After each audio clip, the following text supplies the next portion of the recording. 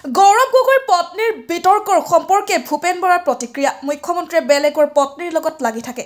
আগতে মোৰ পত্নীৰ বিৰুদ্ধে লাগিছিল, এতিয়া গৌৰৱ গগৈৰ পত্নীৰ বিৰুদ্ধে লাগিছে। আমি নবোৱাৰীক আদৰো, অতিথি পৰায়ণ আমাৰ। কিন্তু তেওঁ এইদৰে অপমানিত কৰিছে। ইয়াৰ ৰাজ্যৰ অসমীয়া সমাজ ব্যৱস্থাৰ প্ৰতি শুভ লক্ষণ নহয়। এয়া মুখ্যমন্ত্ৰীৰ ব্যক্তিগত আশেষ। বিষয়টো তদন্তৰ বাবে দেশত সংস্থা আছে, মুখ্যমন্ত্ৰীৰ কাম নহয়। গৌৰৱ গগৈয়ে অমিত শ্বাহৰ সৈতে সংসদ ভৱনত লাগি থাকে, অমিত শ্বাহে ব্যৱস্থা ল'লে হয়। উজনিৰ কেইবাখনো জিলাত চোতালে চোতালে কাৰ্যসূচীত অংশ লৈ আছে ডিব্ৰুগড়ৰ ৰাজীৱ ভৱনত উপস্থিত হোৱা ভূপেন বৰাৰ এই প্ৰতিক্ৰিয়া। আজি সন্ধিয়া ভূপেন বৰাৰ উপস্থিতিত কাৰ্যালয়টোত ৰাইজৰ দলৰ কেন্দ্ৰীয় বিষয়ববীয়া ডিব্ৰুগড় বিশ্ববিদ্যালয়ৰ অৱসৰপ্ৰাপ্ত বিষয়া ক্ৰীড়া সংগঠকেও কংগ্ৰেছত যোগদান কৰে। ডিব্ৰুগড়ৰ পৰা দীপিকা বৰুৱাৰ ৰিপৰ্ট, প্ৰতিদিন লাইভ অসম। সব দেখিয়ে আছে আপোনালোকে। মই অত্যন্ত প্ৰেৰণা পাইছোঁ যে আমি 1 নম্বৰ ডিব্ৰুগড়লৈ অহা দিনাখনৰ পৰাই বতৰ খুব বেয়া। গোটেই দিনটোৱেই বৰষুণ হৈ আছে আৰু ঠাণ্ডাও বাঢ়িছে। কালি টিংখঙত প্ৰায় এখনো গাঁও বাকী নাই য'ত গছ বাগৰি পেলাই ৰাস্তা ব্লক হোৱা নাই। আজি মিটিঙলৈ অহা মানুহে হাতত কৰত লৈ কুঠাৰ লৈ ৰাস্তা চাফা কৰি গছ আঁতৰাই মিটিং সময়মতে পাতিবৰ কাৰণে চেষ্টা কৰিছে। ইয়াতকৈ ডাঙৰ সৌভাগ্য, ইয়াতকৈ ডাঙৰ প্ৰেৰণা আৰু আমাৰ কাৰণে কি হ'ব পাৰে। খোৱাঙলৈ গৈছিলোঁ, তাত 146 বছৰীয়া নামঘৰ, কি নাম কয়, কটুৱা নগাঁও নামঘৰ, 146 বছৰ গৰকা। তাত ৰাইজে চাকি বন্তি জ্বলাই কংগ্ৰেছ দলক আশীৰ্বাদ দিছে যে ৰাইজৰ যিবিলাক আধৰুৱা সমস্যা, অসমাধিত সমস্যা সমাধান কৰিবলৈ যাতে আমাৰ দলটো শক্তিশালী হয়। ইমান মুকলি মূৰেকৈ ৰাইজে মুকলি মনেৰে গায়ন বায়ন মৃদং দুজোৰা গায়ন বায়নে আশীৰ্বাদ দিছে। ইয়াতকৈ ডাঙৰ আশীৰ্বাদ আৰু ইয়াতকৈ ডাঙৰ প্ৰেৰণা আমাৰ কাৰণে একো হ'ব নোৱাৰে। আমি যি বিচাৰি আহিছিলোঁ তাতকৈ বহু গুণে বিচাৰি পাইছোঁ।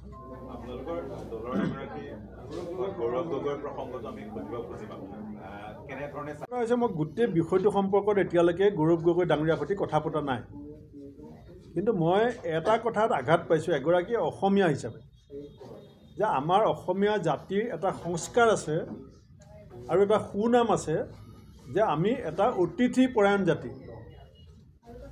আৰু আমি নবোৱাৰীক কেনেকৈ আদৰোঁ, পদূলি মুখত উৰুলি দি মিঠাই খুৱাই, পীৰাত উঠাই, সৰু ছোৱালীজনী দি হাত ভৰি ধুৱাই আমি নবোৱাৰীক আদৰোঁ। আৰু ৰাজ্যখনৰ মুখ্যমন্ত্ৰীজন এটা দলৰ হ'ব পাৰে, আদৰ্শগত নীতিগত পাৰ্থক্য আমাৰ লগত থাকিব পাৰে, কিন্তু মোকো যদি কোনোবাই সোধে কালিলৈ যে আপোনাৰ মুখ্যমন্ত্ৰী কোন, এতিয়া ময়ো ক'ব লাগিব যে মোৰ মুখ্যমন্ত্ৰী হিমন্ত বিশ্ব শৰ্মা ডাঙৰীয়া।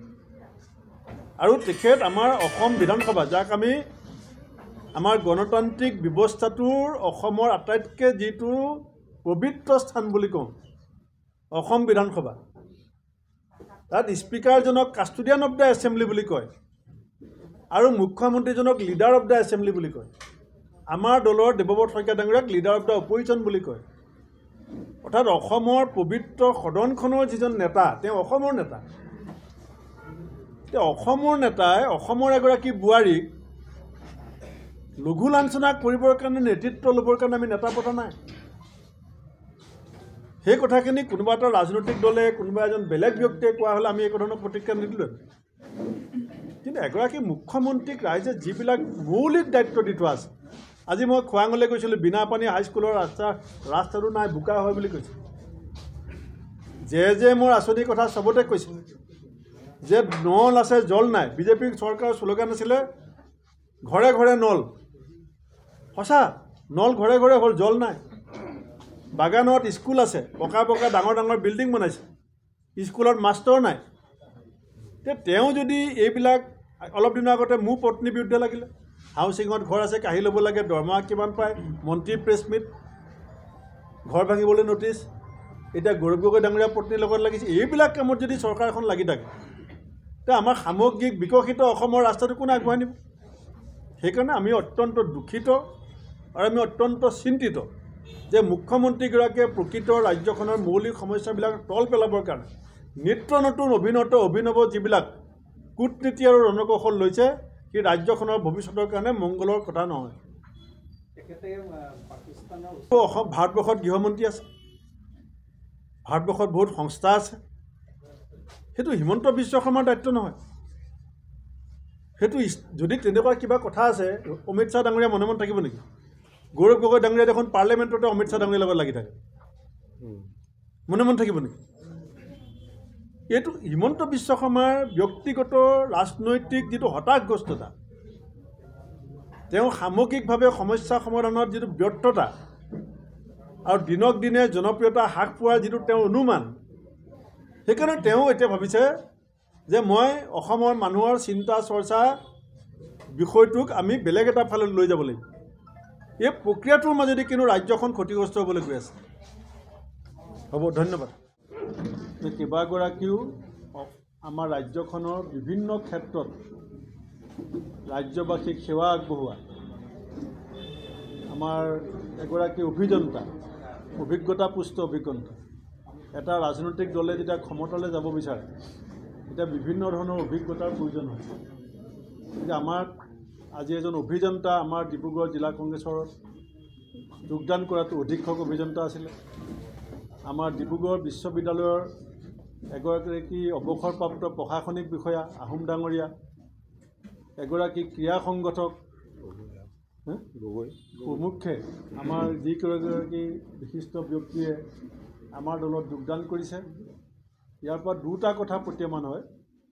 এটা হৈছে সমাজৰ জ্ঞানী গুণী ৰাজনৈতিকভাৱে সচেতন ব্যক্তিসকলে যেতিয়া এটা ৰাজনৈতিক দলত যোগদান কৰে, সেই কথাটোৱে সমাজৰো এটা বাৰ্তা বহন কৰে যে সমাজখনত তাৰমানে কংগ্ৰেছ দলৰ সপক্ষে আৰু কংগ্ৰেছ দলৰ সম্পৰ্কত এটা যোগাত্মক যে আলোচনা হৈ আছে। যদি তেনেকুৱা যোগাত্মক আলোচনা নহয় তেতিয়াহ'লে এজন উচ্চ শিক্ষিত অভিযন্তা বা এগৰাকী বিশ্ববিদ্যালয়ৰ অৱসৰপ্ৰাপ্ত জ্যেষ্ঠ বিষয়াই কংগ্ৰেছ দলত এনেকৈ আমাৰ সংবাদ কৰ্মীসকলৰ আগত বা ৰাইজৰ সন্মুখত যোগদান কৰিবলৈ আগবাঢ়ি নাহিলেহেঁতেন। এতিয়া মূল কথাটোৱে হৈছে যে পৰিৱৰ্তিত পৰিস্থিতিত অসমৰ মানুহে প্ৰায় 10টা বছৰ বাদ যোৱাৰ পিছত এতিয়া উপলব্ধি কৰিছে যে বিজেপি যে পাৰ্টি অফ ডিফাৰেঞ্চ বুলি যিটো প্ৰচাৰ আছিলে, বিজেপি ক্ষমতালৈ অহাৰ পাছতহে ৰাইজে উপলব্ধি কৰিছে যে এই দলটোৰ নতুনত্ব বুলিবলৈ একো নাই। ক্ষমতাৰ কাৰণে তেওঁলোকে পৰিৱেশ সাপেক্ষে যি কথা ক'বলগীয়া হয় কৈ দিব পাৰে, যি কাম কৰিবলগীয়া হয় কৈ দিব পাৰে। বিদেশী খেদিম বুলিও শাসনলৈ আহে, দুৰ্নীতিমুক্ত কৰিম বুলি কৈ শাসনলৈ আহে, আৰু ৰেট হল মাইনিং চলাই 25জন শ্ৰমিকৰ যেতিয়া মৃতদেহ গাঁতত আবদ্ধ হৈ থাকে তেতিয়া মুখ্যমন্ত্ৰীজনে সেই কথাটো সুৰক্ষা দিবৰ কাৰণে প্ৰচাৰ চলোৱা আৰম্ভ কৰে। কিন্তু ৰাইজে সকলো কথা ভালকৈ বুজি আছে আৰু আজি সংখ্যাগতভাৱে কম হ'ব পাৰে, কিন্তু এখন সমাজক প্ৰতিনিধিত্ব কৰিছে। ডিব্ৰুগড় বিশ্ববিদ্যালয়ৰ এজন জ্যেষ্ঠ বিষয়া আমাৰ মাজলৈ অহাটো, মই ছাত্ৰ আছিলোঁ, মই ছাত্ৰ থাকোঁতেও তেখেতক বিশ্ববিদ্যালয়ত কৰ্মৰত অৱস্থাত লগ পাইছোঁ। আমাৰ অধীক্ষক অভিযন্তা গগৈ ডাঙৰীয়া আপোনালোক সকলোৱে চিনি পায়। তেখেতসকলে যিসকল উচ্চ শিক্ষিত সমাজক প্ৰতিনিধিত্ব কৰি আজি আমাৰ দললৈ আহিছে, মই ভাবিছোঁ যে এইটো আমাৰ কাৰণেও ডাঙৰ প্ৰেৰণা, আমাৰ কাৰণেও আশীৰ্বাদ। আৰু আহি থকা সময়ত আমি অসমক ভাল পোৱা, অসমৰ জাতীয় স্বাৰ্থৰ হকে কিছু অৱৰঙণি যোগাব বিচাৰে আৰু অসমক সাম্প্ৰদায়িক বিভাজনকামী ফেচিষ্ট ৰাজনীতিৰ পৰা মুক্ত কৰিবৰ কাৰণে ঘৃণাৰ পৰিৱৰ্তে সম অধিকাৰ, সম বিকাশ, সম সন্মান, সম ন্যায় সপক্ষে এখন গণতান্ত্ৰিক যুদ্ধ শক্তিশালী কৰিবৰ কাৰণে অসমৰ প্ৰতিগৰাকী সচেতন ব্যক্তি আমাৰ এই মঞ্চখনলৈ আমি আদৰিবলৈ সাজু আছোঁ।